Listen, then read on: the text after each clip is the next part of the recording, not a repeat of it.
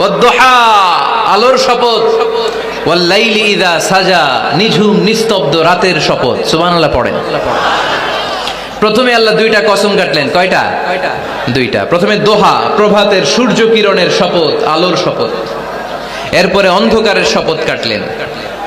আলোর শপথ দিয়ে আল্লাহ তাআলা ওহী আশাকে বুঝালেন, আর অন্ধকারের শপথ দিয়ে আল্লাহ ওহী না আশাকে বুঝালেন। আল্লাহ বুঝাতে চাইলেন, নবী সব সময় আলো থাকলে ভাল লাগে না। 24 ঘন্টায় যদি সূর্যের আলো, এখনো সূর্যের আলো, সকালেও সূর্যের আলো, খালি আলো আর আলো, ভাল লাগবে? কথা বলেন না কেন? আবার 24 ঘন্টায় ঘুটঘুটে অন্ধকার, কোনো আলো টালো নাই, ভাল লাগবে? তার মানে জীবন চালাতে আলোরও দরকার, অন্ধকারেরও দরকার। বিশ্বনবীরে বুঝাতে চাইলেন, নবী ওহী আসা যেমনি দরকার, মাঝে মাঝে ওহী বন্ধ রেখে আপনার একটু বিশ্রাম দেওয়া দরকার। সুবহানাল্লাহ পড়েন। সরকারি চাকরি যারা করেন, সপ্তাহে কয়দিন জব করেন? জোরে বলেন। 5 দিন। বাকি 2 দিন কি করেন? বিশ্রাম নেন, ছুটিতে থাকেন। 7 দিনে যদি কাজ করা লাগতো, ভাল লাগতো?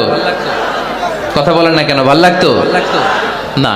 আবার 7 দিনে যদি ছুটি থাকতো, ভাল লাগতো না। তার মানে কাজেরও যেমনি দরকার, বিশ্রামেরও দরকার, ঠিক কিনা? আল্লাহ বুঝাতে চাইলেন, নবী কাফেরদের কথায় কান দিবেন না। ওরা বলে আমি আপনারে ভুলে গিয়েছি। না না, কশিন কালেও না। আমি আপনারে কেমন করে ভুলে যাই? আপনি আমার বন্ধু।